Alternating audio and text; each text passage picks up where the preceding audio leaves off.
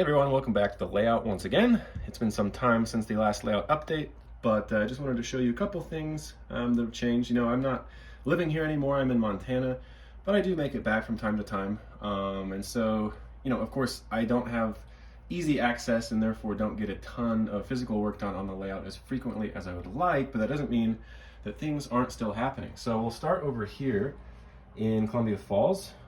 This is the Weyerhaeuser medium density fiberboard plant, and my dad has been really helping push this thing along. We've made some changes recently. I mean, it's still very much in early stages, but it's at least looking like something. I feel like it actually looks like a proper industry. So obviously, you know, doors and things like that are missing. We still got some of those parts over here that have been painted and need to be installed.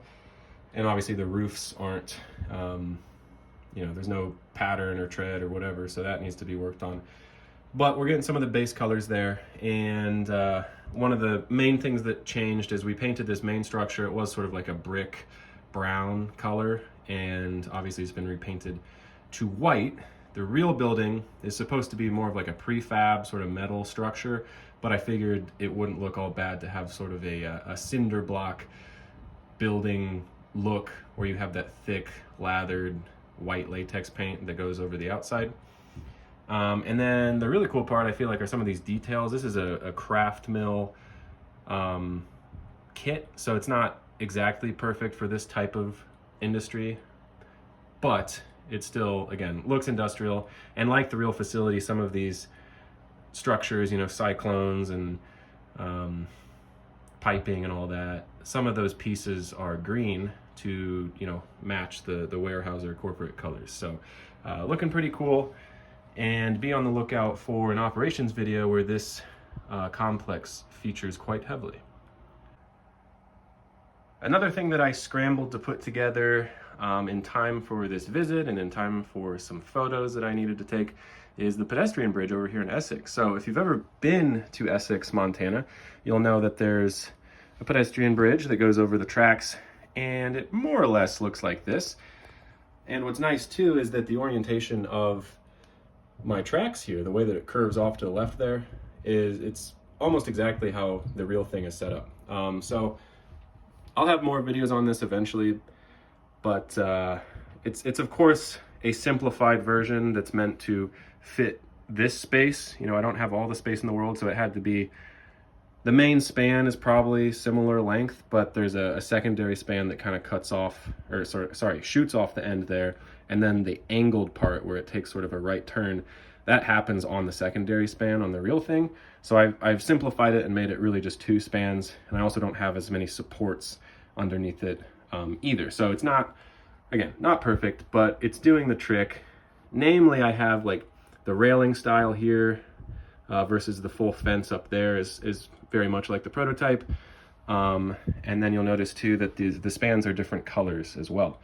And one thing that's really cool to note is that most of this structure here is actually recycled from an industry I had on my original layout. And by original layout, I mean way back when, where I had the two 4x8 foot tables in an L configuration. So that tabletop layout had a gravel industry on it, and this is one of the conveyors or the elevators from that industry.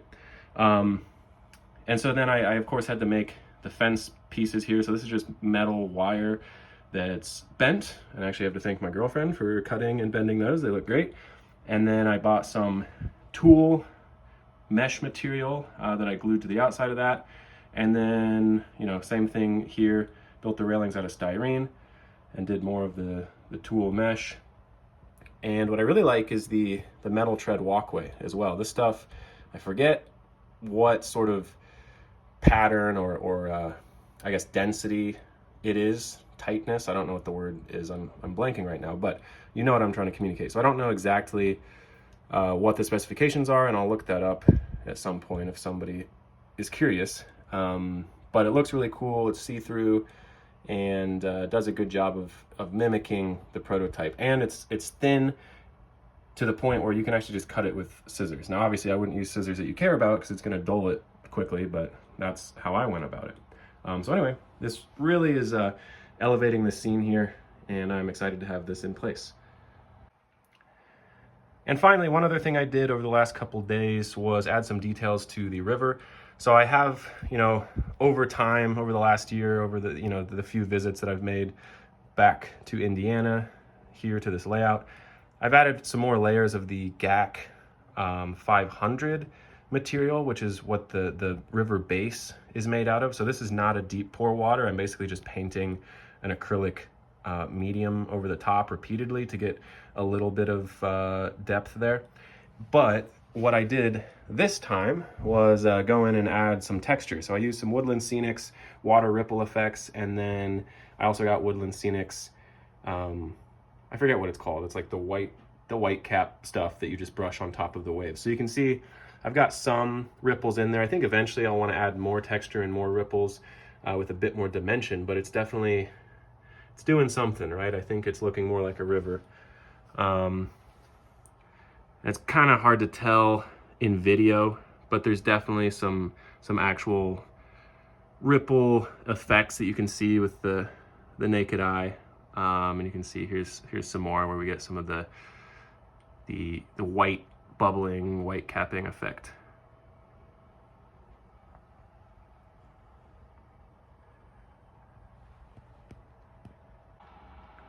And of course we have more of the Middle Fork Flathead River down here, as you can see.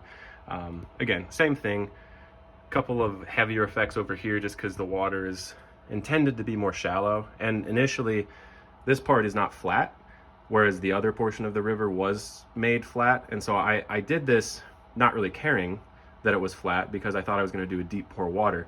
Now, of course, now that I'm just brushing on the acrylic compound, it does sort of matter that it's flat, because if you have an uneven surface, the water doesn't look super great if it's majorly uneven.